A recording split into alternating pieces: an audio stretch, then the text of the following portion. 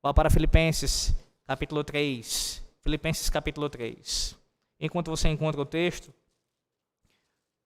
os irmãos podem já estar se perguntando por que nós não iremos pregar agora, porque eu não irei pregar agora em Efésios, mas uma breve explicação. Uma semana bastante atípica, eu corri muito para poder concluir o sermão, mas quando chegarmos lá, os irmãos verão. Esse texto do capítulo 3 de Efésios, que não será exposto essa manhã, ele tem muitas preciosidades, muitas palavras que precisam ser explicadas e bem trabalhadas aqui na igreja. Então eu preciso de mais tempo para poder concluir este sermão. Hoje ouviremos a palavra do nosso Deus em Filipenses 3. E aí, como eu já tinha feito a liturgia, coloquei até o texto de Efésios 3, a liturgia todinha, ela conversa com Efésios capítulo 3, essa era a minha intenção. Contudo, nós cremos que a palavra do nosso Deus, ela está completamente organizada e revelada para nós de uma maneira muito bem estruturada, onde ainda que haja uma mudança quanto ao sermão, ao texto que será pregado, certamente há pontos de ligação entre aquilo que nós cantamos e também ouvimos aqui na leitura, certamente. Filipenses 3, do versículo 4 ao 11. Do 4 ao 11. Lerei a partir do versículo 1, à guisa de contexto, tá? Mas a exposição será do 4 ao 11. Assim diz o Senhor. Quanto ao mais, irmãos meus, alegrai-vos no Senhor. A mim não me desgosta e é segurança para vós outros que eu escreva as mesmas coisas. Acautelai-vos dos cães, acautelai-vos dos maus obreiros, acautelai-vos da falsa circuncisão, porque nós aqui somos a circuncisão, nós que adoramos a Deus no Espírito e nos gloriamos em Cristo Jesus e não confiamos na carne. Bem que eu poderia confiar também na carne, se qualquer outro pensa que pode confiar na carne, eu ainda mais. Circuncidado ao 8º dia, da linhagem de Israel, da tribo de Benjamim, hebreu de hebreus, quanto à lei, fariseu, quanto ao zelo, perseguidor da igreja, quanto à justiça que há na lei, irrepreensível. Mas o que para mim era lucro, isto considerei perda por causa de Cristo. Sim, deveras considero tudo como perda por causa da sublimidade do conhecimento de Cristo Jesus, meu Senhor, por amor do qual perdi todas as coisas e as considero como refúgio para ganhar a Cristo e ser achado nele, não tendo justiça própria que procede da lei, senão a que é mediante a fé em Cristo, a justiça que procede de Deus, baseada na fé, para o conhecer e o poder da sua ressurreição e a comunhão dos seus sofrimentos, conformando-me com ele na sua morte, para de algum modo alcançar a ressurreição dentre os mortos. Amém. Oremos. Ó Deus, essa é a tua palavra diante de nós agora, Filipenses capítulo 4, Filipenses capítulo 3, onde o Senhor aqui fala conosco profundamente através do testemunho do apóstolo Paulo, de como o Senhor graciosamente salvou aquele homem, o tirou daquele seu conceito falso de autojustiça, justiça própria, e revelou-se a ele, mostrando a justiça que há somente em Cristo Jesus. E é pela fé nessa justiça, nesse Cristo bendito que tem justiça perfeita, que ele foi salvo, que nós somos salvos. Ó Deus, que isso fique evidente mais uma vez essa manhã em nossas vidas. E que descansemos, não em nossos méritos, mas apenas em Cristo Jesus. Em nome dele que oramos, em nome de Jesus. Amém. Certamente você já passou pela experiência de ter que escrever um currículo. E você sabe que em todo o currículo que você escreve e envia para alguma empresa, algumas características precisam estar presentes nesse currículo.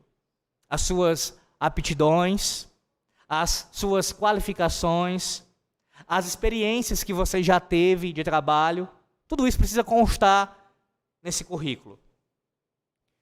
E é bem da verdade, meus irmãos, não há nenhum problema nisso. Na verdade, isso é da própria natureza de um currículo. Você falar de si mesmo e evidenciar, através daquelas palavras, todas essas características que irão contribuir para que você possa ser aprovado naquele novo trabalho.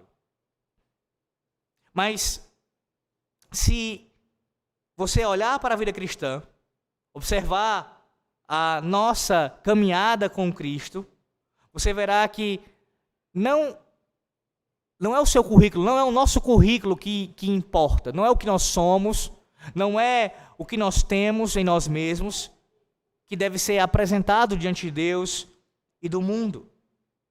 Na verdade, nós precisamos olhar, precisamos evidenciar para o mundo aí fora o que Deus fez por nós através de Cristo. Não há espaço nesse sentido para testemunhas pessoais. Digo, no sentido de que os nossos méritos, nossas qualificações pessoais, o que nós temos como qualidades, ou então os nossos bens, nada disso deve ser testemunhado aí fora. Mas eu repito, o que Deus fez por nós em Cristo é o que deve ser estampado em nosso currículo da vida a todos. A verdade é que há quem fale mais da sua vida antes de conhecer a Cristo do que depois disso. Talvez você já tenha ouvido pessoas que agem dessa maneira, que elas falam da sua vida antes de conhecer a Cristo de uma forma até mesmo parecendo se regozijar nos pecados que cometeu. Quando na verdade, quando ela fosse pontuar essas coisas do passado e com muito cuidado, ela deveria falar com desprezo com relação a isso. E falar da obra da graça de Deus em tê-la tirado dessa situação. Alguns se apresentam com uma espécie de orgulho daquilo que fazia ou daquilo que tinha. Homens que falam, por exemplo, da quantidade de mulheres que tiveram antes da conversão, como se isso fosse um motivo no que ele pode fazer. Quão ímpio é isso? Se orgulhar do que fez no passado antes de conhecer a Cristo. E mesmo, repito, coisas que não eram pecaminosas em si mesmas, mas que quando comparadas à sublimidade do conhecimento de Cristo, a essa sublimidade, deveriam ser tratadas como refúgio. Hoje, meus irmãos, nós vemos nesse texto, versículo 4 ao versículo 11, que o apóstolo Paulo, ele testemunha que a confiança de todo cristão não está nas suas obras, mas na pessoa e obra de Cristo. E sua maior satisfação é conhecê-lo e prosseguir em conhecê-lo. Vou repetir. O apóstolo Paulo, ele nesse texto testemunha a todos nós que a confiança de todo cristão não está em suas obras, mas na pessoa e na obra de Cristo.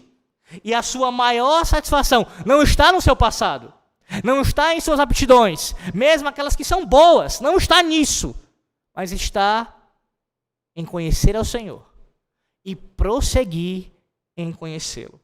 Veremos em 2 pontos. Veja, versículo 4 ao versículo 6, veremos o testemunho de Paulo antes de sua conversão, do 4 ao 6. O testemunho do apóstolo Paulo antes da conversão. O testemunho de qualquer, pelo menos no sentido mais abrangente aqui, qualquer cristão antes da sua conversão. Não exatamente igual ao de apóstolo Paulo. Há várias coisas que ele diz aqui que são pessoais, que são peculiares a ele, mas digo quanto a termos coisas pelas quais nos vangloriarmos. Se aplica também a nós, nesse sentido mais abrangente. E do versículo 7 ao versículo 11, veremos o testemunho do apóstolo Paulo depois da sua conversão. O que deve também servir para nós, como exemplo do que nós devemos confiar e o que devemos apresentar como testemunho diante de todos, após a conversão, do 7 ao 11.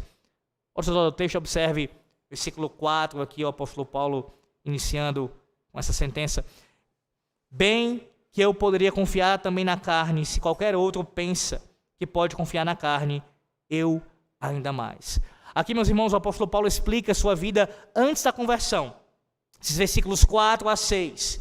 Neles, Paulo descreve a sua antiga existência antes de conhecer ao Senhor Jesus Cristo. E no versículo 4, parafraseando o apóstolo Paulo, é como se ele dissesse assim: se meros esforços religiosos pudessem fazer qualquer um ganhar a aceitação de Deus, então eu estaria encabeçando a lista. Em outras palavras, se alguém pudesse ganhar a salvação por meio da sua própria justiça, essa pessoa certamente seria eu. E aí ele faz uma lista aqui de todas as coisas em que ele colocou a sua confiança. versículos 5 e 6. E ele aponta exatamente 7 coisas. 7 qualificações do seu currículo antes da sua conversão. Qualificações estas que ele se confiava, ele colocava a sua esperança. Mas a verdade é que nenhuma delas, nenhuma das 7, poderia recomendá-lo diante de Deus. Confiando simplesmente nelas, Paulo não poderia ser justificado por Deus. E ele cita aqui cada uma delas, do versículo 5 e 6. Vemos cada uma delas agora. Ele diz: circuncidado ao 8º dia. Uma referência ao início de sua vida. Ao início de sua vida. Circuncidado ao 8º dia. Você lembra? A lei do nosso Deus, na antiga aliança, ali revelada, exigia que todo aquele que nascesse no povo da aliança deveria ser circuncidado no 8º dia. Todo menino deveria ser circuncidado. Ou seja, deveria passar por um corte no seu prepúcio, do órgão, do seu órgão ali genital, como um sinal físico, visível da aliança de Deus com o seu povo. Aliança essa que se manifestava não apenas para com seus pais, mas também para com os filhos, com toda a sua descendência. Esse sinal, meus irmãos, apontava para a necessidade do coração do indivíduo também ser circuncidado. A circuncisão nunca foi meramente um sinal étnico. Claro que não. Tinha esse aspecto. Mas antes disso, e fundamentalmente, a circuncisão era um sinal do pacto, de que Deus tem uma aliança com o seu povo. Então a sua característica principal é ser um sinal espiritual. E não é à toa que por mais de uma vez no Antigo Testamento, Deus falou ao seu povo, ordenando cada um deles para que eles circuncidassem o seu coração. Por quê? Porque não bastaria a circuncisão física para a salvação. Não, eles não poderiam confiar nela como um sinal de que já estavam seguros. Claro que não. Era necessário que o coração fosse circuncidado. Isto é, convertido verdadeiramente a Deus. Alguém poderia, como muitas vezes aconteceu, ter o seu órgão circuncidado, mas não ter o seu coração. Acerca disso, acerca desse sinal da aliança, ouça o que diz nosso Catecismo Maior, o Catecismo Maior de Westminster. Se tiver com ele, pode abri-lo na pergunta 34.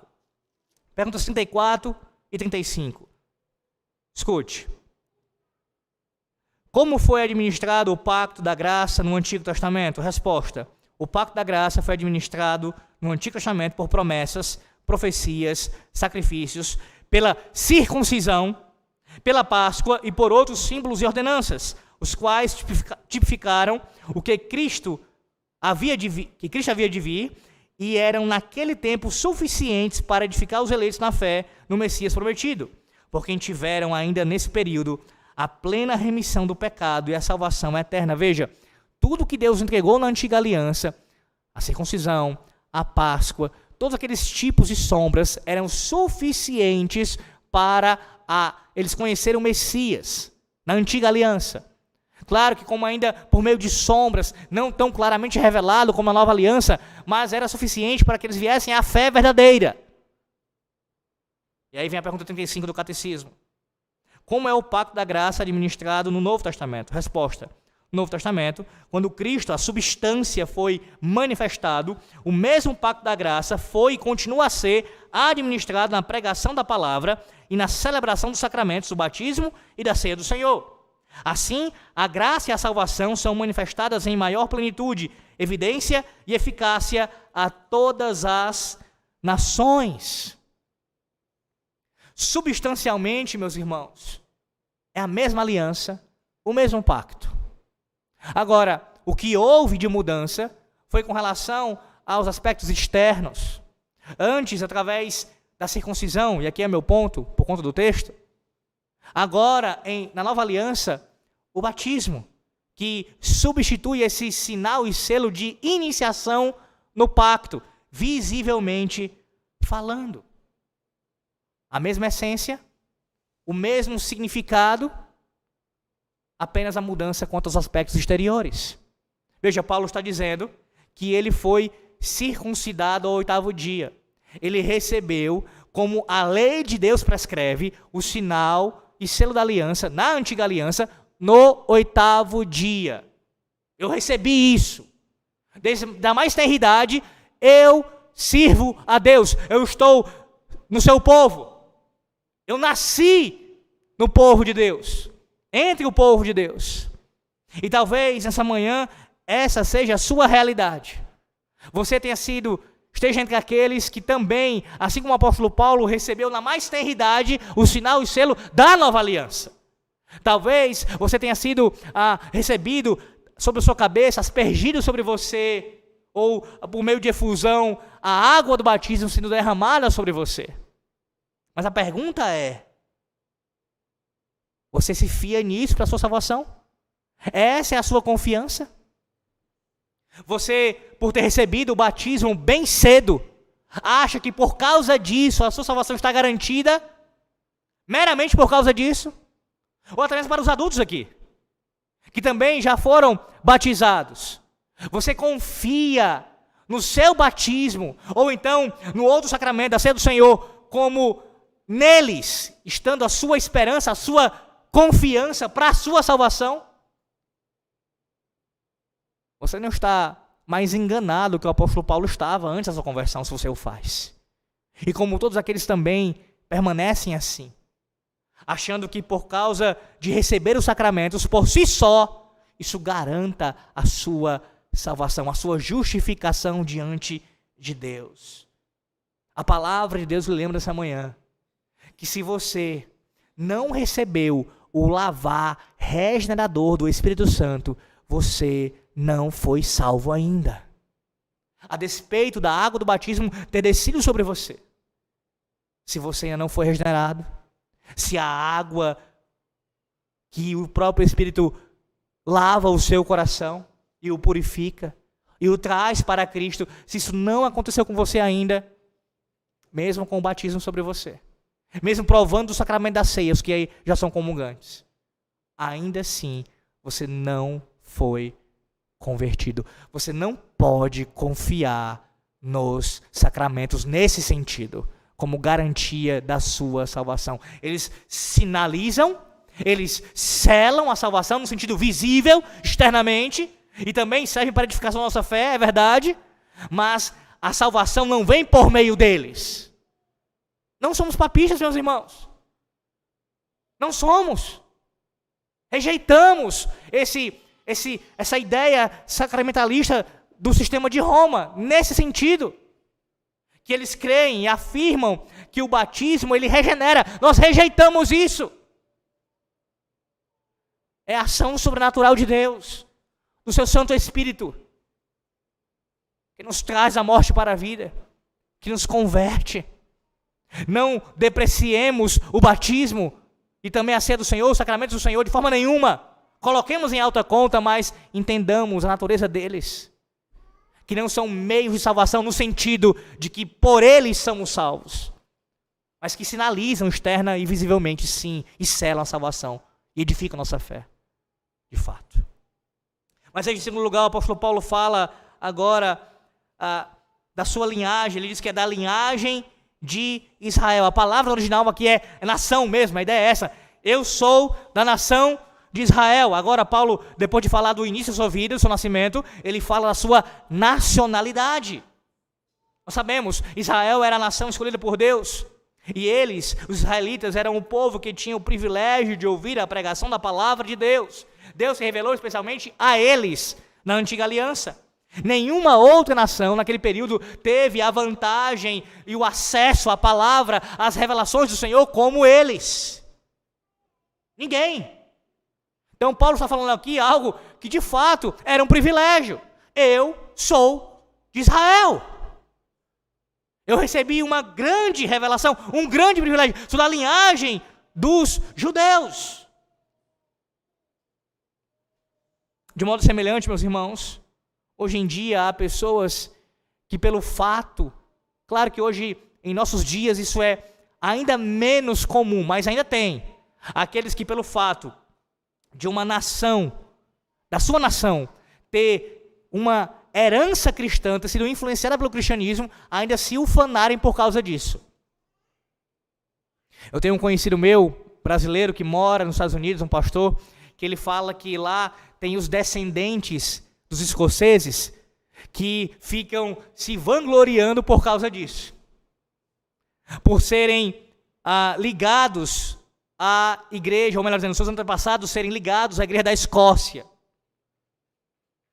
Só que, segundo esse pastor, me diz que muitos deles crentes são, mas se orgulham da sua nacionalidade, ou no caso, da nacionalidade dos seus antepassados, da herança cristã que receberam. Quantos americanos, diferente de nós, que recebemos aqui uma influência muito maior do catolicismo romano, quantos americanos não se encontram na mesma circunstância?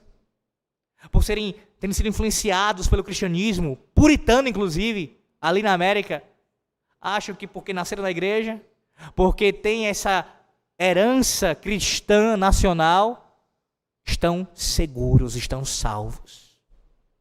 Que perigo, meus irmãos. Que perigo para nossas almas se confiarmos nisso. Em nosso caso, então, no nosso contexto brasileiro, isso é ainda mais absurdo se alguém se separar com essa circunstância, com esse tipo de pensamento.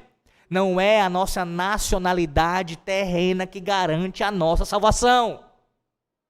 Podemos ser bons cidadãos, bons brasileiros, exemplos de civilidade, podemos inclusive receber prêmios por causa disso, talvez até mesmo ter algum tipo de contexto de uma herança cristã, e ainda assim estarmos completamente perdidos. Sabe por quê?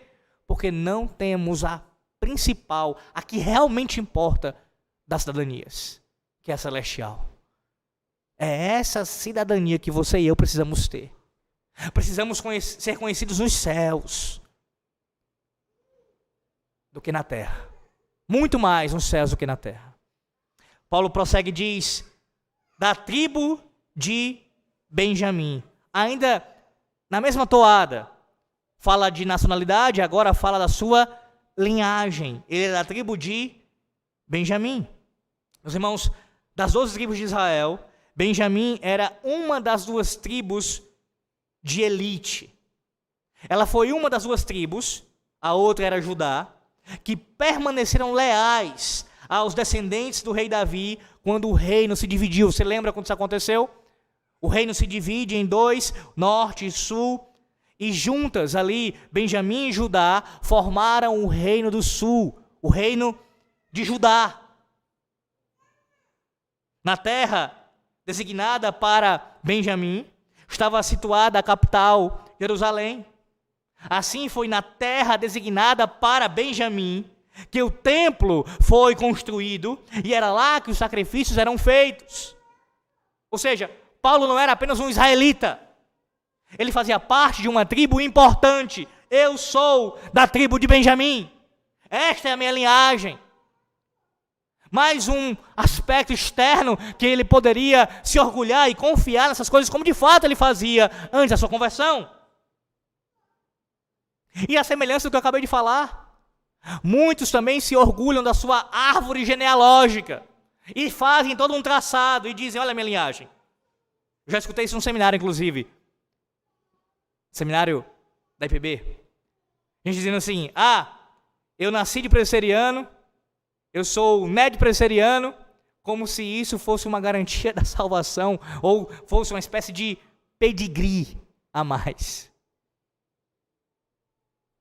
Não que não seja um motivo de alegria termos uma linhagem abençoada por Deus. É claro que é. Obviamente que é. Mas jamais isso deve ser a razão da nossa confiança. Acharmos que somos justificados diante de Deus por causa disso. Que tolice. Que tolice é confiar na sua linhagem. Que tolice. Paulo segue e diz que ele é hebreu de hebreus. Agora ele fala da sua criação. Ainda ligado também, obviamente, à sua linhagem, mas também aqui à sua criação. Isto é, ele nasceu de pais hebreus. E ele foi criado de acordo com a tradição hebraica.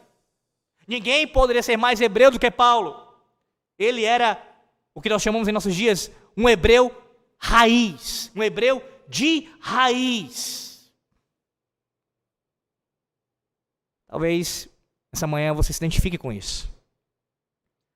Acredito que por ter tido uma criação no lar cristão, ou então porque você cria os seus filhos num lar cristão, frequenta uma escola cristã, aprende as verdades da Bíblia ainda muito jovem, tudo isso seja suficiente, garanta a sua salvação.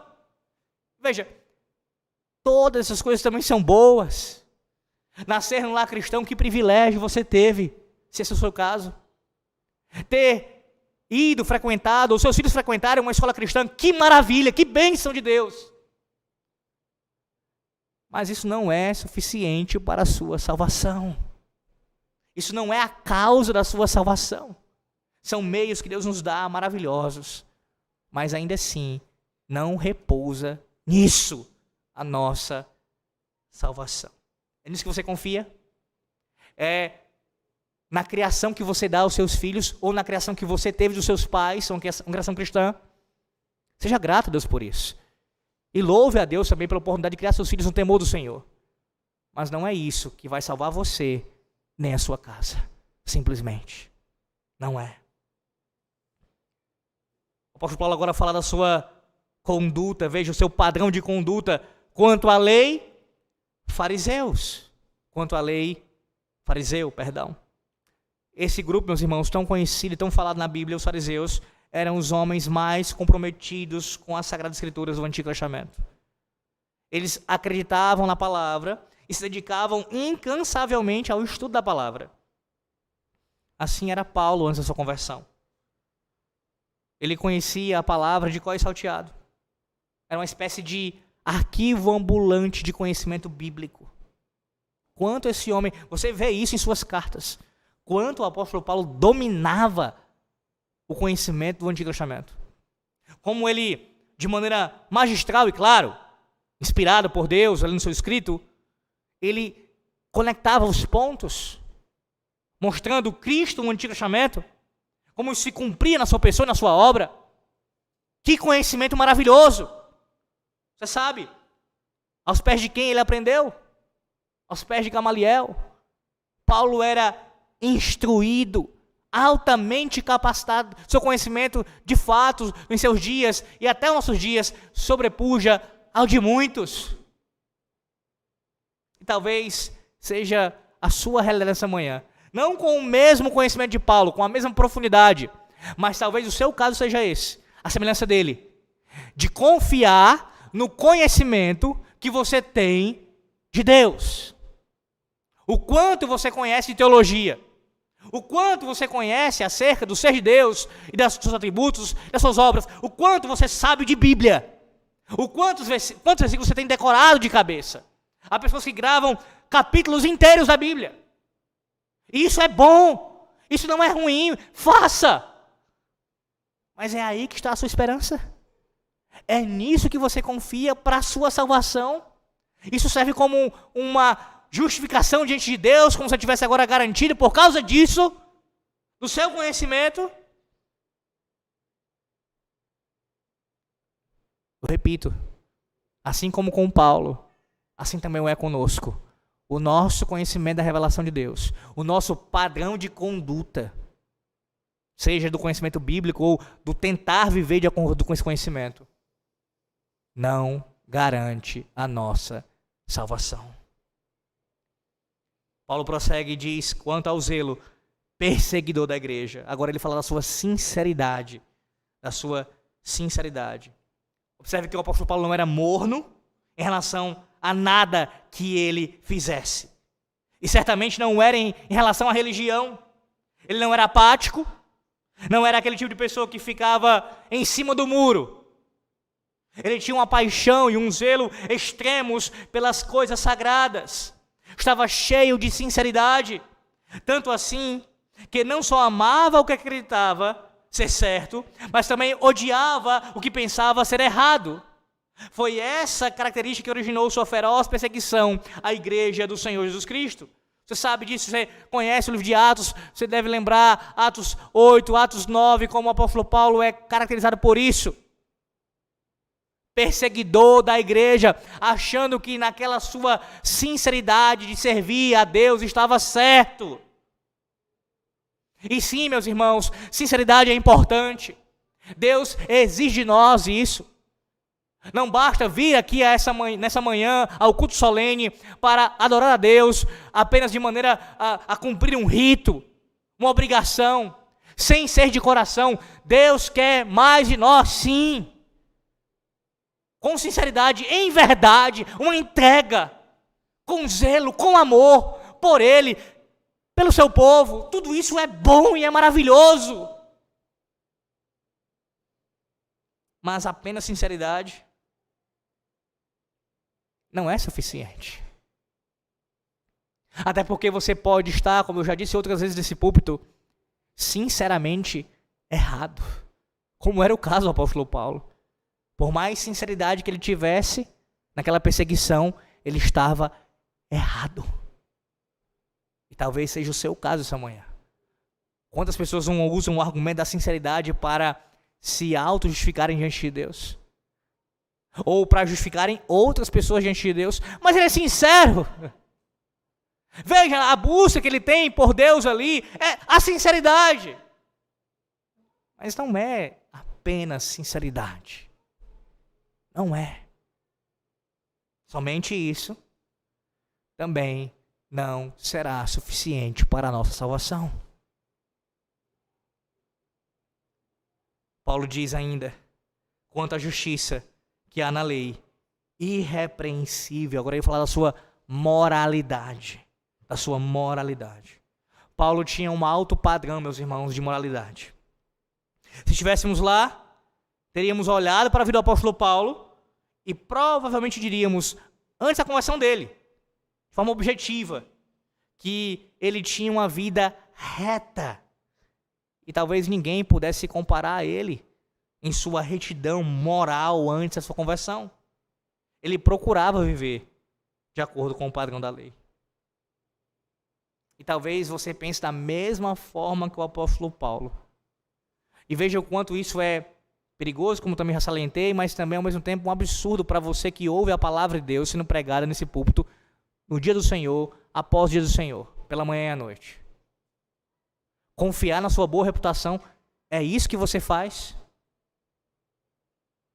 Porque você procura cumprir com o zelo que a Bíblia manda? Porque as pessoas da sua família e de fora o têm em alta conta? Veja, repito, isso tudo é bom e deve acontecer na sua vida. Mas você confia na sua boa reputação, na sua moralidade, no que você apresenta externamente, diante dos outros? Eu repito, isso também não salvará você. Não salvará. Tudo parecia perfeito na vida do apóstolo Paulo antes da conversão. Tudo. E acerca disso, o pastor presbiteriano James Montgomery Boyce escreve: humanamente falando, ele havia conquistado tudo o que alguém poderia desejar, especialmente no aspecto religioso.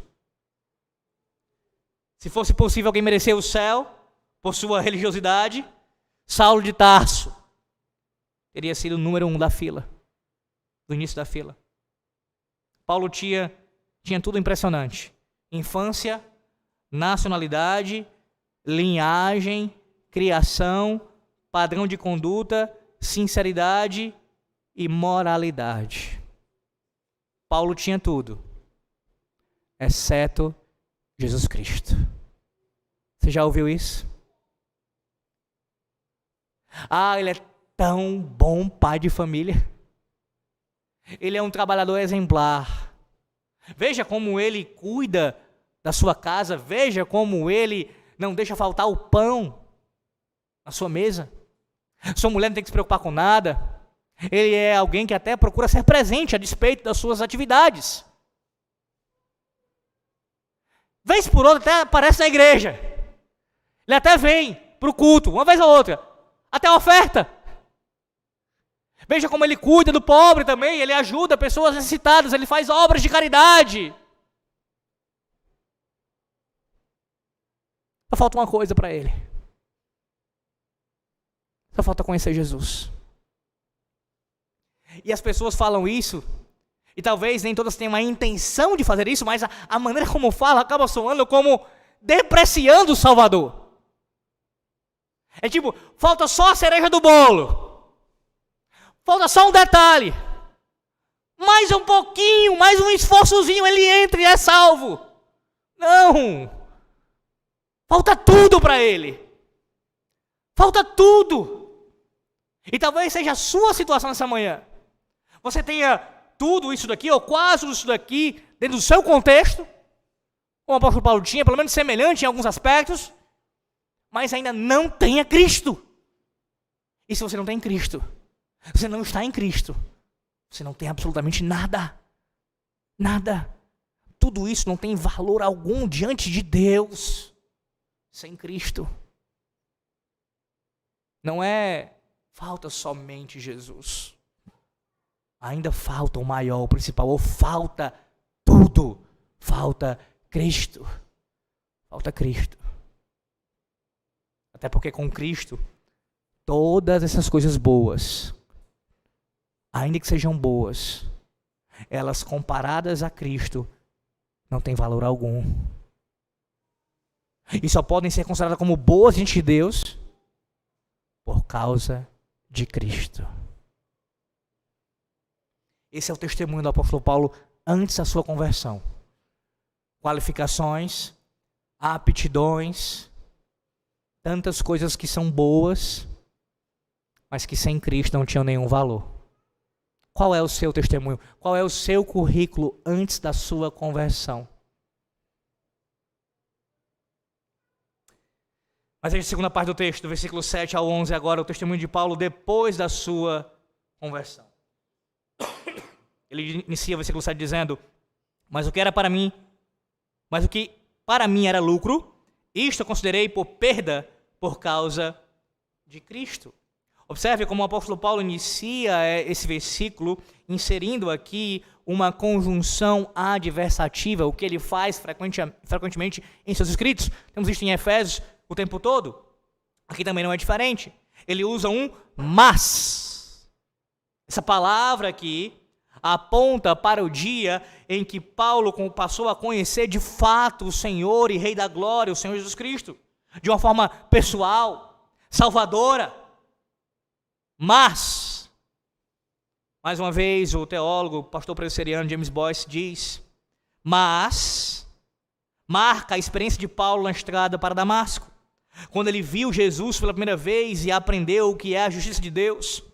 Antes daquele acontecimento, ele pensava que havia alcançado a justiça por cumprir a lei, mas ao ver Cristo, percebeu que toda a sua justiça era como trapos imundos. Mas depois do encontro com Cristo, Paulo nunca mais foi o mesmo. Esse mas aponta para Atos capítulo 9, onde lemos o registro da sua conversão. Você deve lembrar como no caminho para Damasco, Cristo se encontra com Paulo e ali ele é convertido pelo Senhor. Foi um mas na vida do apóstolo Paulo. Quando foi o seu? Eu estava ouvindo recentemente, acho que foi ontem, ou anteontem, não me lembro agora, acho que foi ontem, o reverendo Agostinho Nicodemos, lá na Consciência Cristã, e ele falando sobre essa questão da conversão, como ela é algo misterioso, sobrenatural. O nosso Deus, ele opera isso dentro de nós, e como em cada pessoa tem suas diferenças com relação à percepção disso. Ele falou da sua experiência pessoal, disse que ele consegue lembrar o dia e até a hora que isso aconteceu, quando houve essa transformação, quando o Espírito Santo o regenerou e ali, não que ele viu a obra, não é isso, mas que os frutos se manifestaram em sua vida, da sua conversão. Mas ele comenta sobre sua esposa e diz que ela diz que não sabe, ela não se lembra de quando não tenha sido crente. Até ele diz para ela: você nasceu crente, você foi convertido no ventre, provavelmente como João Batista. Porque ela sempre serviu a Cristo, sempre amou o Senhor. Eu não sei qual é a sua experiência com relação a isso. Talvez semelhante à do reverendo Augusto Nicodemos, se lembra mais ou menos, tem uma ideia de quando houve esse mas. Ou então, talvez como a da esposa dele. Foi quando você Você nem sabe quando aconteceu. Talvez um ventre. Mas o fato é que para todos aqueles que pertencem a Deus de toda a eternidade, houve um mas. Se não houve ainda, haverá. Se você é um eleito de Deus. Um mas. O momento em que o Senhor Deus, Ele converte o nosso coração. Ele nos traz a Cristo, ao seu conhecimento salvífico. Perceba que entre os versículos 7 a 9, nós temos agora a explicação teológica da sua conversão. E essa explicação teológica, meus irmãos, ela é bem interessante porque ela vem através de termos contábeis. Paulo usa uma linguagem aqui de contabilidade para falar acerca dessa explicação dele aqui, da sua conversão. Nos dias do apóstolo Paulo, um contador ele teria feito uma tabela patrimonial de 2 colunas. No lado esquerdo, listaria seus ativos, representando o lado do lucro. No lado direito, listaria os encargos, representando o que ele devia. Paulo descreve sua conversão a Cristo como um contador olharia para uma declaração de lucro e prejuízo. Lucro, aqui a palavra usada pelo apóstolo Paulo, é uma referência a tudo que ele listou anteriormente, no lado ativo do livro caixa, que representa a sua vida. Tudo que ele antes confiava para obter a aprovação de Deus.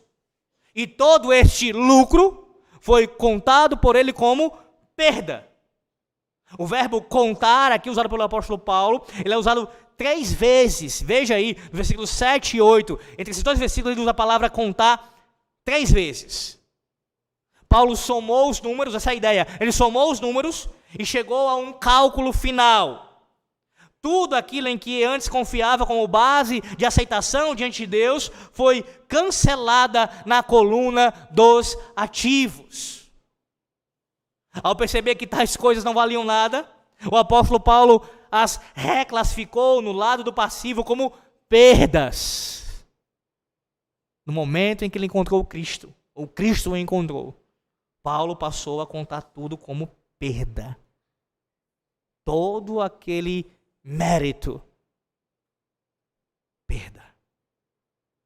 Eu pergunto a você nessa manhã, você já fez essa transferência na sua vida? Foi assim quando Cristo o encontrou? Quando você olha para o seu passado, antes da sua conversão, você olha para isso e diz, e conta tudo como perda. Como perda. Quantas pessoas não falam da sua mudança, na sua conversão, e lamentam por terem perdido certas coisas antes da conversão. Ou melhor, depois da conversão. Coisas que possuíam antes da conversão. Não que quando Cristo converte alguém, tudo que você tinha antes, você tem que jogar fora, sem exceção. Claro que não, não necessariamente. Mas há perdas. Há perdas significativas. E mesmo aquilo que você não perde literalmente falando, porque Paulo continuava sendo hebreu de hebreu, fariseu, nesse sentido, do seu conhecimento, da tribo de Benjamim, isso continuava sendo verdade na sua vida. Mas veja, ele reputa isso, ele trata isso como perda. Porque isso é incomparavelmente menor, comparado ao conhecimento com Cristo. É assim que você trata o que você tinha antes, mesmo aquilo que era bom, como perda. O apóstolo prossegue e diz, sim, deveras considero tudo como perda, por causa da sublimidade do conhecimento de Cristo Jesus, meu Senhor, por amor do qual perdi todas as coisas e as considero como refúgio para ganhar a Cristo. Veja como Paulo diz, ele usa a palavra tudo aqui, tudo, sim, ele enfatiza tudo como perda, não parte, não algumas coisas, não metade da lista, tudo como perda, é tudo. Conhecer a Cristo, meus irmãos, significa muito mais do que simplesmente conhecê-lo de maneira intelectual ou histórica. Reconhecer Jesus historicamente, como alguns fazem, muitos fazem. Conhecer a Cristo, como Paulo descreve aqui, é conhecê-lo de fato, de maneira experiencial, pessoal, íntima, salvificamente. Conhecer apenas Cristo de ouvir falar, ou de forma intelectual meramente, não é suficiente para a nossa salvação. E olha a palavra que ele usa forte aqui no original, refúgio. Literalmente lixo, entulho, coisa sem valor, que também traz a ideia de excremento, esterco, estrume. Então veja como ele não apenas diz que perdeu tudo, mas ele vai em enfático e chama isso de refúgio. Isso quer dizer que o melhor que Paulo já teve para oferecer a Deus, tornou-se em lixo e em esterco no momento em que ele enxergou Cristo. Ele percebeu que não poderia ter as duas coisas. Ele não podia continuar confiando em toda essa religiosidade e ao mesmo tempo confiar em Cristo. Isso era impossível. Impossível. São coisas que são irreconciliáveis. Talvez para você nessa manhã possa surgir agora a seguinte dúvida: é possível que alguém esteja confiando no seu batismo, na frequência à igreja, ou em pertencer a alguma igreja reformada, ou em boas obras, e ao mesmo tempo confiar em Jesus Cristo para a sua salvação? Veja o que eu estou dizendo. Não é valorizar essas coisas como boas e ser grato a Deus por elas. Eu estou falando de confiar na mesma medida em tudo isso e ao mesmo tempo em Cristo. A resposta para você, e que isso entre no seu coração de uma vez por todas, é um sonoro não. Não. Nós cremos na salvação pela fé somente, eu queria tratar daqui a pouco. E não fé mais obras. E não fé mais alguma coisa que eu tenha recebido de Deus, ou por mais que sejam coisas boas, ou que eu possa supostamente oferecer a Deus. Não, é fé somente.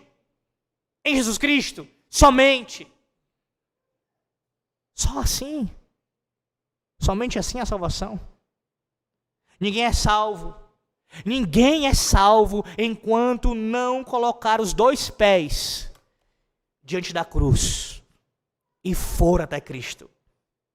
Ninguém pode entrar no reino de Deus enquanto não abandonar a sua confiança pessoal em suas religiosidades, em seus méritos. Ninguém. Apenas confiando em Cristo e descansando nele. É preciso reconhecer nessa manhã que todos os esforços pessoais que você tem são apenas excremento, refúgio. Ninguém vai a Cristo até dizer que todo o resto não é nada. O apóstolo prossegue e diz ainda: e será achado nele, não tendo justiça própria que procede de lei, senão a que é mediante a fé em Cristo. A justiça que procede de Deus, baseada na fé. Aqui está como Paulo veio a obter a salvação, meus irmãos. De uma vez por todas a resposta está bem clara. A única maneira pela qual isso é possível, por meio da fé em Cristo. E fé é mudar a direção para, ou melhor, em direção a Jesus Cristo. É reconhecer a sua própria pecaminosidade. E também reconhecer que a sua justiça própria não recomendará você a Deus nos céus. É enxergar que o Senhor Jesus Cristo é o único Salvador, o único caminho, a verdade e a vida. E essa fé, aqui descrita e tão falada em toda a palavra, é uma fé racional. Racional. Você entende o Evangelho. Você olha para a sua condição diante de Deus, pecador, necessitado da graça, distante do Senhor. E racionalmente também entende que só Cristo pode lhe salvar. Só a sua pessoa bendita, só as suas obras, só a sua obra completa de vida e de morte. Sua obediência ativa e passiva. Racionalmente você entende isso. E você crê. Você crê. Veja como Paulo resume aqui o que recebemos pela fé. Recebemos pela fé a justiça que vem de Deus. Ele conclui com base na fé. Com base na fé, meus irmãos, Paulo não está dizendo aqui que nós somos justificados pela fé que nós temos, como se a fé fosse a causa da nossa justificação. Ninguém é justificado também pela fé nesse sentido, como sendo a causa da justificação.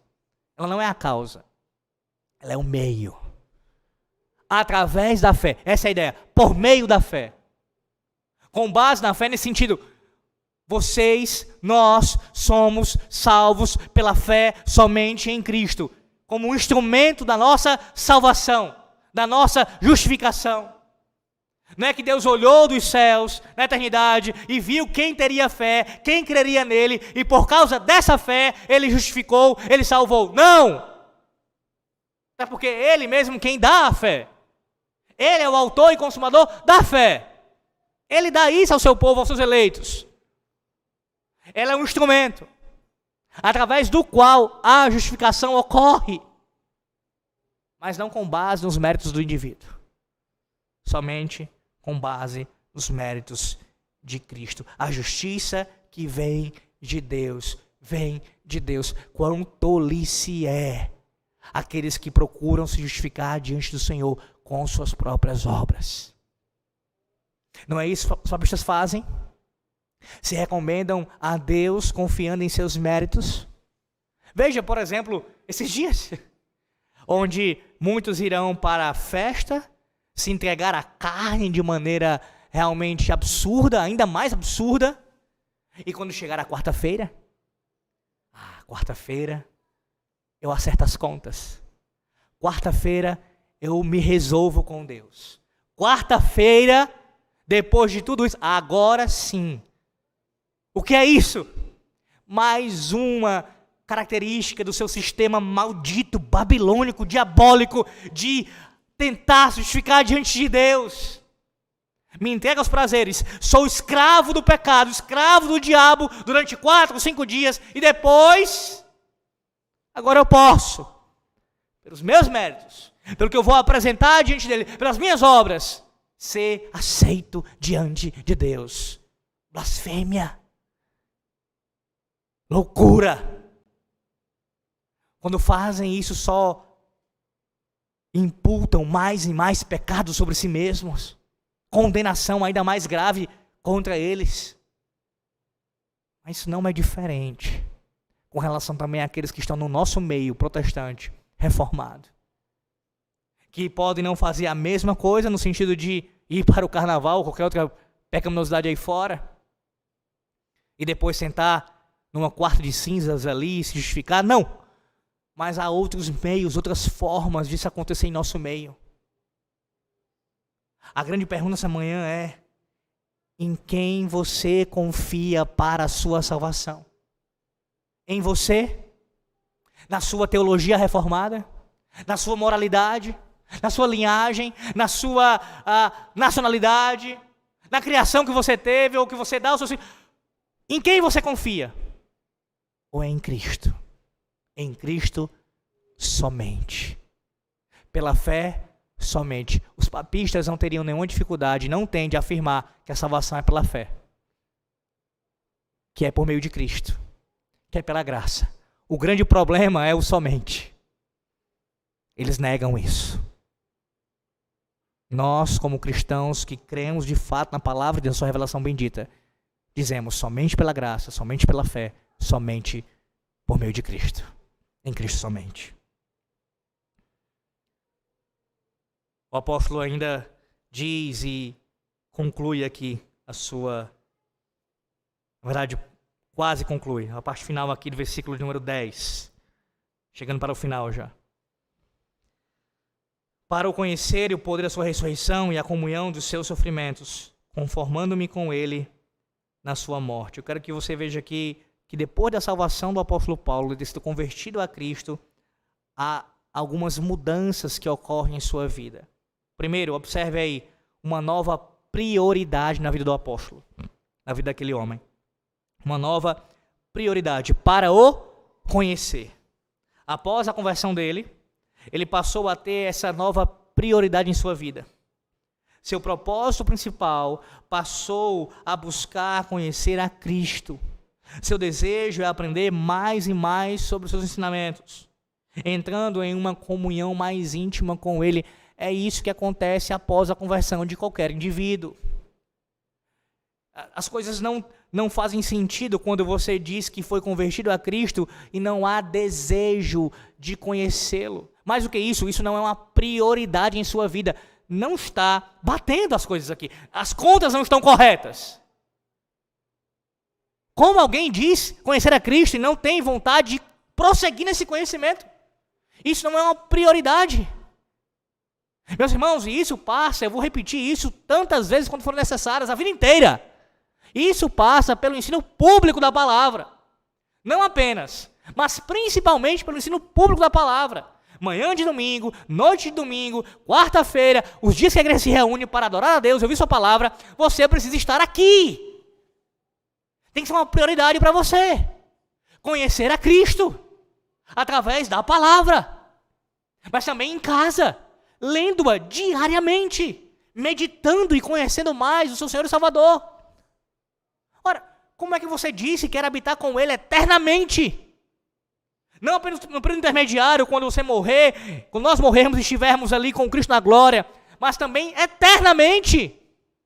Novos céus e nova terra. Você vai passar a eternidade conhecendo a Cristo. Não é isso que você quer? Então, qual é o sentido de dizer, eu vou fazer isso depois? É agora, já agora. Você passa a conhecer mais ao Senhor agora. Isso tem que ser uma prioridade para você. Assim como foi para o apóstolo Paulo. Veja, o apóstolo Paulo ele diz que há um novo poder agora. E o poder da sua ressurreição. Um novo poder. Paulo ganhou um novo poder para a sua vida. O poder da ressurreição. E ele queria experimentar mais o poder de Cristo em sua vida. Em vez de viver uma vida mundana, facilmente caracterizada por suas habilidades naturais, ele queria ser usado poderosamente no serviço a Cristo. Ele precisava conhecer o poder da ressurreição de Cristo, fluindo por meio de sua alma.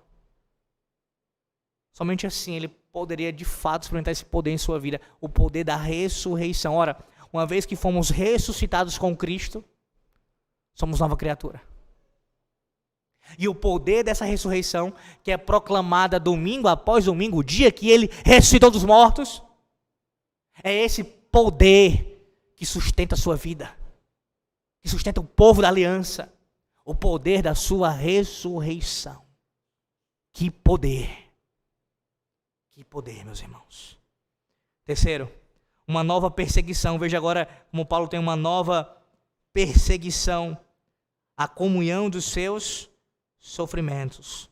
Com a nova fé em Cristo, veio também uma nova perseguição. Paulo entende que quanto mais conhece a Cristo e o torna conhecido aos outros, mais se intensifica seu chamado para sofrer por ele. Ele vai falar isso em Filipenses 1:29, 2 Timóteo 3:12, Colossenses 1:24, de ser co-participante do sofrimento de Cristo. Não é no sentido redentivo que o apóstolo ou quem quer que seja dá continuidade ao sofrimento de Cristo, mas a ideia é que os ministros da palavra e a igreja como um todo, nós iremos manifestar por nossa obediência e serviço a Cristo os sofrimentos nesse sentido que encaramos por amor ao Evangelho. Não redentivos, o nosso Redentor já sofreu pela nossa redenção, mas se o seguimos, sofreremos pela sua causa. Isso não foi diferente com Paulo, isso não é diferente conosco. Essa é a nova perseguição de Paulo e deve ser a sua também nessa manhã.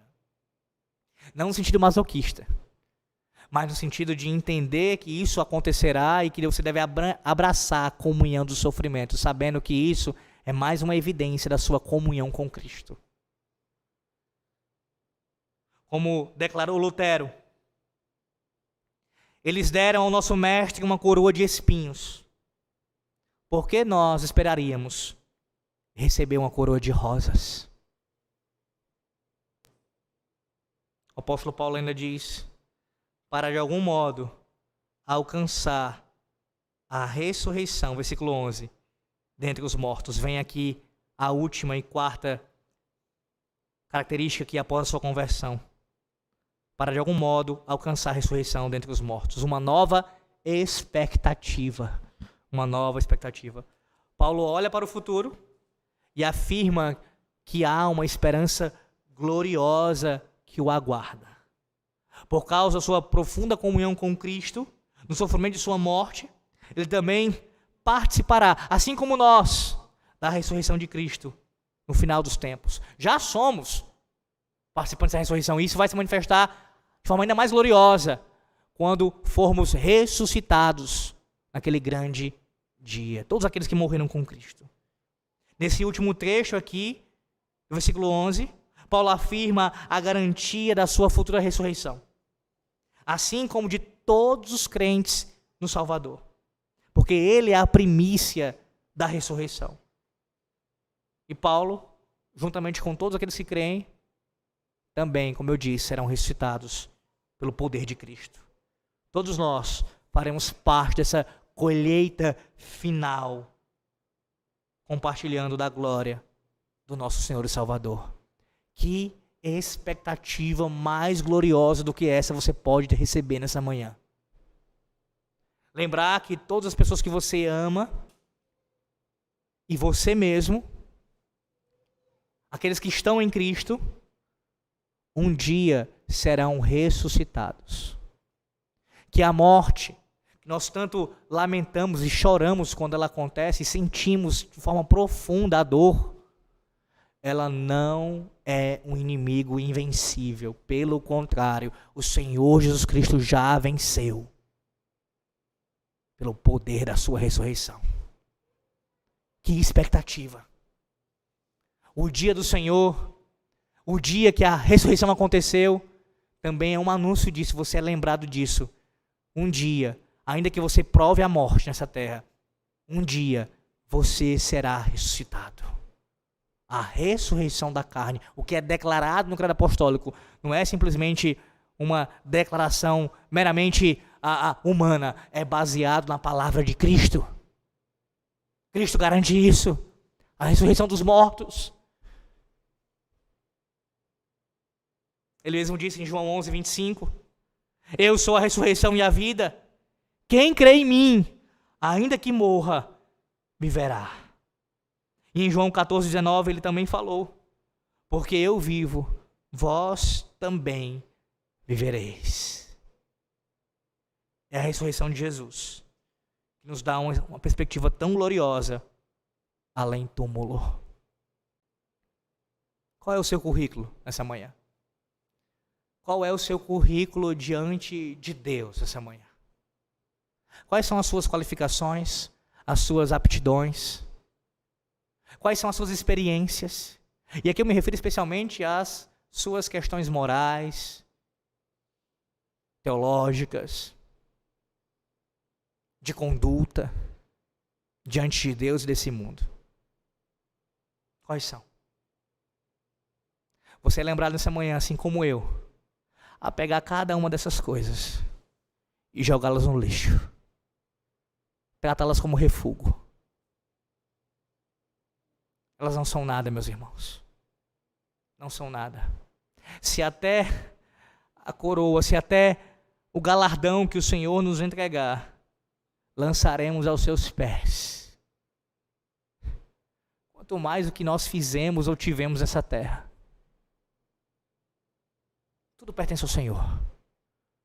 Tudo é feito para o Senhor. A nossa confiança não pode estar em nós mesmos, nem no que nós temos, nem em nosso currículo, mas somente na justiça de Cristo. Lembre-se disso.